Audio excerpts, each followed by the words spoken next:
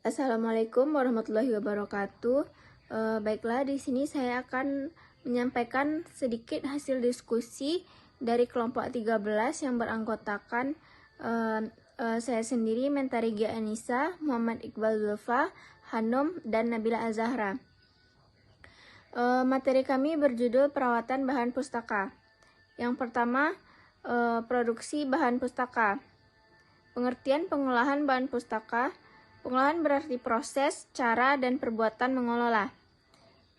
Pustaka berarti kitab atau buku. Pengolahan bahan pustaka ialah mengolah berbagai jenis bahan-bahan pustaka yang diterima oleh perpustakaan, baik berupa buku, majalah, tabloid, koran, kamus, buletin, skripsi, tesis, manuskrip, laporan, atlas, maupun penerbitan pemerintah.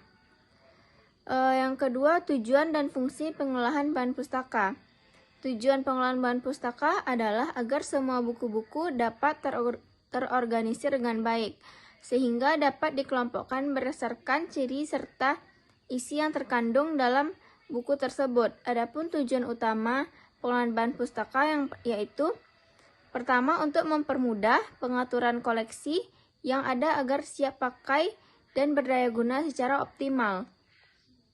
Yang kedua, agar semua koleksi dapat ditemukan atau ditelusur dan dipergunakan dengan mudah oleh pemakai.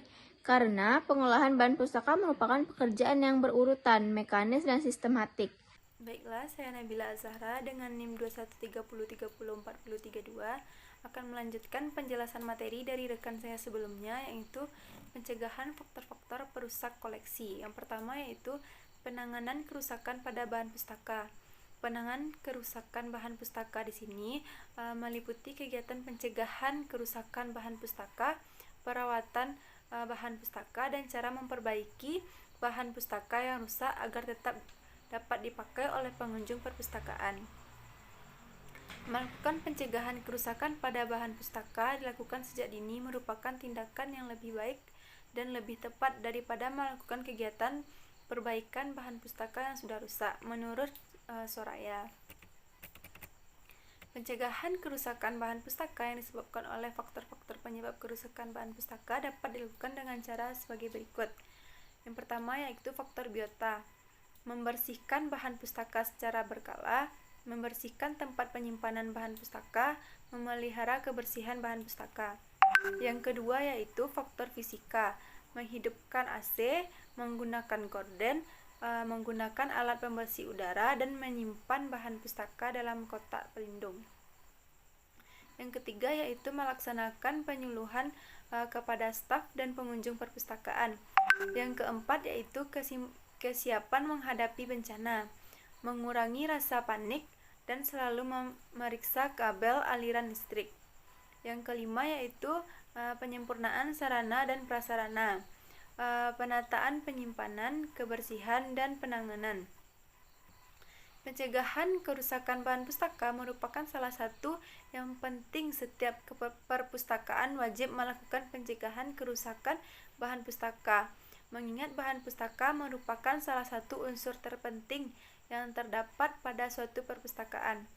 Selain melakukan pencegahan, menjaga bahan pustaka agar tidak mengalami kerusakan juga dapat melakukan dengan cara melakukan perawatan bahan pustaka menurut Soraya, yaitu pertama, pembasmian, yaitu pembasmian, fumigasi, vakum, freezing, dan menggunakan gas inert.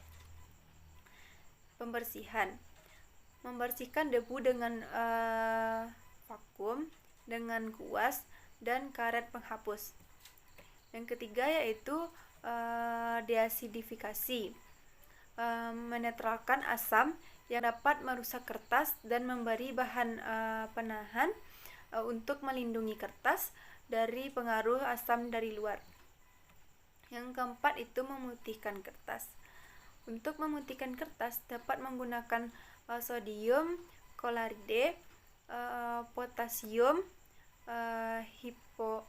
hipoklorid, dan hidrogen peroksida. Yang kelima yaitu menghilangkan noda dan solatip. menggunakan peralatan organik dan menggunakan benzen. Keenam yaitu penyiangan. Penyiangan ini dilakukan jika bahan pustaka tersebut sudah rusak parah dan bahan pustaka yang sudah tidak terpakai lagi. Baik, itulah penjelasan dari kelompok kami. Sekian dan terima kasih. Assalamualaikum warahmatullahi wabarakatuh. Baiklah, penjilitan. Menurut media pustaka, penjilitan adalah suatu kegiatan menghimpun atau menyusun halaman-halaman lembaran-lembaran lepas menjadi satu, sesuai urutan yang seharusnya. Ada jenis-jenis penjilitan. Satu, jenis lakban atau tipe bidding. Penjilitan ini adalah jenis yang paling sederhana, paling murah, dan paling sering dijumpai di percetakan. Penjilitan ini menggunakan lakban hitam yang ditempelkan. Kedua, jilitan lem panas atau perfect bidding. Yang digunakan adalah lem panas, yang dimana pada proses pembuatannya dilakukan dengan cara melekatkan bagian pinggir kertas ke punggung sampul buku bagian dalam menggunakan lem atau perekat. Selanjutnya, penjilitan kawat atau stapel tengah. Itu jenis penjilitan yang termasuk murah dan mudah karena penjilitan ini menggunakan kawat atau sering disebut staples tengah. Pembuatannya lembar kertas dilipat menjadi dua kemudian dimasukkan ke tengah. Selanjutnya ada yang keempat, ada loop stitching. Adalah jenis penjilitan yang sama dengan slitting. Bedanya adalah bagian luar punggung buku kawat dibuat melengkung sehingga membentuk lubang. Fungsi lubang adalah agar dokumen bisa dimasukkan ke dalam. Yang selanjutnya, jilid hardcover. Yang jenis penjilitan ini dilakukan dengan cara menyusun buku yang telah dijahit dan dilem dengan bagian ujung kertas dan ditempelkan lagi pada punggung sampul hardcover. Selanjutnya, jilid jahit benang, yaitu jenis penjilitan yang menggunakan benang dan dilakukan dengan cara melipat kertas menjadi dua lalu disatukan dengan cara menjahitnya. Selanjutnya, jilid spiral, yaitu wire bidding. Jenis penjilitan ini dilakukan dengan cara melubangi tepi halaman dan satu menyatukan dengan kawat. Selanjutnya, penjilitan spiral dengan dua pasang, yaitu twin loop dan wire bidding, yaitu penjilitan yang jenis ini menggunakan bahan kawat yang saling berpasangan berbagai ragam dan digunakan teknik untuk penyesuaian sesuai kebutuhan. Selanjutnya, penjilitan baut, yaitu jenis penjilitan yang sama dengan jenis penjilitan spiral, yaitu melubangi tepi halaman untuk menyatukan kertas. Bedanya adalah digunakan untuk membentuk kertas adalah baut. Selanjutnya, ada teknik-teknik dalam penjilitan. Satu, teknik kawat, itu menggunakan kawat yang paling gampang lakukan penjilitan. Dengan teknik ini bisa digunakan untuk menjadi buku atau dokumen dengan ketebalan tipis antara 4-80 halaman. Selanjutnya, loop stitching, yaitu jenis yang prinsipnya hampir sama dengan saddle stitching.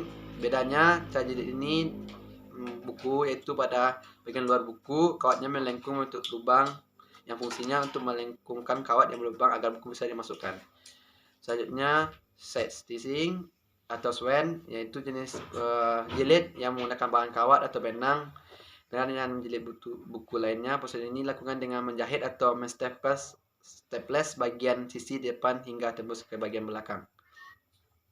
Selanjutnya, jilid benang atau swan bidding, itu penjilitan yang menggunakan benang yang sering digunakan untuk keperluan cetak buku dengan hardcover. Jumlah halaman dijahit dengan menggunakan benang tergantung pada ketebalan kertas. Semakin besar gramatur pada kertas, maka sedikit jumlah halaman yang dijahit. Selanjutnya, jilid lem panas, yaitu dengan menggunakan lem panas yang lebih kuat dibandingkan teknik lainnya. Jilid ini misalnya dikombinasikan dengan cara teknik jilid buku dan teknik lainnya. Selanjutnya, jenis tape bidding, yaitu jilid yang menggunakan tape atau lakban yang ditempel pada bagian tepi buku. Harga jilid ini cukup murah dan sering digunakan oleh anak-anak kuliah atau orang yang ingin menghemat biaya. Kalimat teknik ini yaitu tidak awet alias mudah lepas jika diamati, namun cara ini dapat dilakukan dan tahan lama. Sekian, terima kasih.